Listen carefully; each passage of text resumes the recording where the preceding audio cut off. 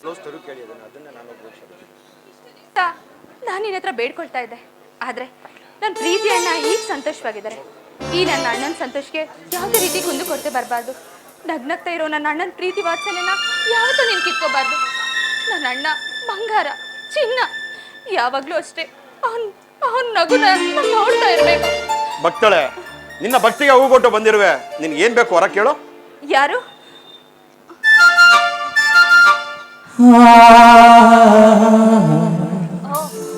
ನೀವಾ? ದಯವಿಟ್ಟು ಕ್ಷಮಿಸಿ.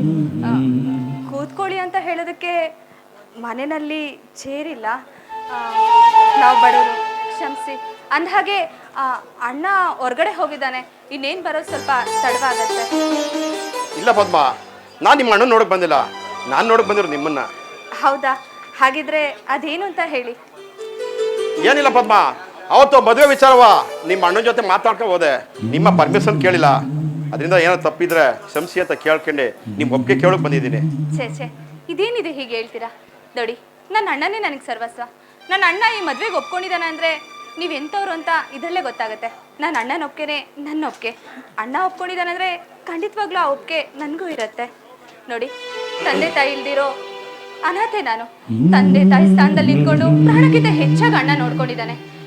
ತಾಯಿ ಜೋಗುಳ ಹಾಡ್ತಿದ್ರೆ ಈ ಅಣ್ಣ ನನಗೆ ಲಾರಿ ಹಾಡ್ತಾ ಇದ್ದ. ತಂದೆ ಸ್ಥಾನದಲ್ಲಿ ನಿಂತ್ಕೊಂಡು ಎಲ್ಲ ಥರನೂ ಅಣ್ಣನೇ ನೋಡ್ಕೊಂಡಿದ್ದಾನೆ. ಹೇಗಿರ್ಬೇಕಾದ್ರೆ ಅಣ್ಣನ ಮಾತು ಖಂಡಿತವಾಗ್ಲೂ ಮೀರೋದಕ್ಕಾಗಲ್ಲ ನಾನು. ಪದ್ಮ, ಈಗ ಹೇಳ್ತೀನಿ ಅಂತ ತಪ್ಪು ತಿಳ್ಕೊಬೇಡ. ಯಾಕೆಂದ್ರೆ ಒಂದು ಹೆಣ್ಣು ಶ್ರೀಮಂತನ ಹುಡುಗನ ಜೊತೆ ಮದುವೆ ಆಗಬೇಕು, ಕಾರು ಬಂಗ್ಲೆ ಎಲ್ಲ ಇರಬೇಕು ಅಂತ ಆಸೆ ಪಡ್ತಾಳೆ. ಅದು ಯಾವುದು ಸಿಗ್ತಾ ಇದ್ದಾಗ ಅವಳು ಸಂಸಾರದ ಬಿರುಗಾಳಿ ಎದ್ದಿ ಎಷ್ಟೋ ಸಂಸಾರ ಬೀದಿಗೆ ಬಂದವೆ. ಆಗ ಆಗ್ಬಾರ್ದಂದ್ರೆ ನನ್ನ ಆಸೆ ಪದ್ಮ. ನೋಡಿ, ಅದೇನೇ ಇರ್ಬೋದು, ಆದರೆ ಎಲ್ಲ ಹೆಣ್ಮಕ್ಳು ಕೂಡ ಅದೇ ರೀತಿ ಇರಲ್ವಲ್ಲ. ನೋಡಿ, ನನ್ನ ಅಣ್ಣ ಮಾಡಿರೋ ಆಯ್ಕೆ ನನಗಂತೂ ತುಂಬಾ ಇಷ್ಟವಾಗಿದೆ. ಯಾವತ್ತೂ ಅಷ್ಟೇ ಅವನು ತಗೊಳ್ಳೋ ನಿರ್ಧಾರದಲ್ಲಿ ಒಂದು ದೃಢ ನಿರ್ಧಾರ ಇರುತ್ತೆ. ಅಂದಮೇಲೆ ನನ್ನ ಅಣ್ಣ ಒಳ್ಳೆ ಹುಡುಗನೇ ಆಯ್ಕೆ ಮಾಡಿದ್ದಾನೆ. ಪದ್ಮ, ನಾನು ಪರವಾಗಿಲ್ಲ, ಸುಮಾರು ಮಾತೆಲ್ಲ ಕಲ್ತು ತಿಳ್ಕೊಂಡಿದೀಯ ನೀನು. ನೋಡಿ, ನೀವು ತಪ್ಪು ತಿಳ್ಕೊಂಡಿದ್ದೀರಾ ಏನೋ ಗೊತ್ತಿಲ್ಲ. ಪ್ರತಿಯೊಂದು ಚಿನ್ನನೂ ಹೆಣ್ಣಿಗೆ ಹೋಲಿಸೋಕ್ಕಾಗಲ್ಲ. ನೋಡಿ, ಕಬ್ಬಣ ಇರುತ್ತೆ, ಬೆಳ್ಳಿ ಇರುತ್ತೆ, ಹಿತ್ತಾಳೆ ಇರುತ್ತೆ, ಎಲ್ಲರೂ ಕೂಡ ಒಂದೇ ಥರ ಇರ್ತಾರೆ ಈ ಪ್ರಪಂಚದಲ್ಲಿ ಹೆಣ್ಣು ಅಂತ ಹೇಳೋದಕ್ಕಂತೂ ಸಾಧ್ಯನೇ ಇಲ್ಲ. ಎಲ್ಲದಕ್ಕೂ ಒಂದೊಂದು ಆದ ರೀತಿನಲ್ಲಿ ಭಾವನೆಗಳಿರುತ್ತೆ. ಅದೇ ರೀತಿ ಎಲ್ಲ ಹೆಣ್ಣುಮಕ್ಳು ಅದೇ ರೀತಿ ಇರ್ತಾರ ಹೇಳಿ? ನಾನು ಹೇಳಿ ವಿಚಾರ ನಾನು ಹೇಳಿದೆ.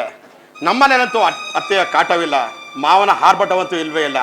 ನನಗಿರೋದು ಒಬ್ಬ ಪುಟ್ಟು ತಮ್ಮ, ನನಗಿರೋದು ನೀನು ನನ್ನ ಮನೆ ಬೆಳಗೋ ನಂದಾದೀಪ ಆಗಿ ಮಹಾಲಕ್ಷ್ಮಿ ಅವರು ಸಾಕು ಪದ್ಮ.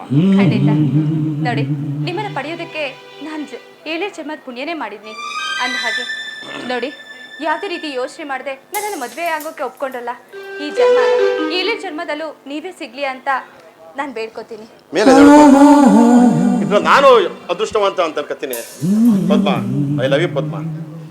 ನೋಡಿ, ನೀವು ನನಗೆ ಎಷ್ಟು ಪ್ರೀತಿಸ್ತೀರೋ ಏನೋ ನನಗೆ ಗೊತ್ತಿಲ್ಲ, ಆದರೆ ಪ್ರಾಣಕ್ಕಿಂತ ಹೆಚ್ಚಾಗಿ ಪ್ರೀತಿಸ್ತೀರಾ ಅಂತ ನನಗೆ ಗೊತ್ತಿದೆ. ಒಂದು ಮಾತು ಗೊತ್ತಿದ್ಯಾ? ನಾನು ಬರೋಳಾಗಿದ್ರು ವರದಕ್ಷಿಣೆ ಕೊಡೋಕ್ಕಾಗಲ್ಲ ಅನ್ನೋ ಒಂದು ಕಾರಣನ ಮುಂದಿಟ್ಕೊಂಡು ಯಾವುದೇ ಮದುವೆಗೂ ಒಪ್ಕೊಳ್ಳೋಕ್ಕಾಗದೆ ಅಣ್ಣ ನರಳಾಡ್ತಿದ್ದ. ಅಂತ ಒಂದು ಸಂದರ್ಭದಲ್ಲಿ ಬಂದು ನೀವು ಈ ಮದುವೆಗೆ ಒಪ್ಕೊಂಡು ವರದಕ್ಷಿಣೆ ಬೇಡ, ನನಗೆ ನಿನ್ನ ತಂಗಿ ಕೊಟ್ಟು ಮದುವೆ ಮಾಡು ಅಂತ ಹೇಳಿದ್ರಿ. ಈ ಪ್ರೀತಿ ಎಷ್ಟು ಅಪರವಾದದ್ದು ಅಂತ ನನಗೆ ಇದರಲ್ಲೇ ಗೊತ್ತಾಗ್ತಿದೆ. ಈ ಜನ್ಮ ಅಲ್ಲ, ನಿಮ್ಮನ್ನ 7 ಜನ್ಮದಲ್ಲೂ ಇಷ್ಟಪಡುವಂತ ಯೋಚನೆ ಆಗ್ಬಿಟ್ಟಿದ್ದೀರಾ ನೀವು ನನಗೆ. I love you Padma. I love you to.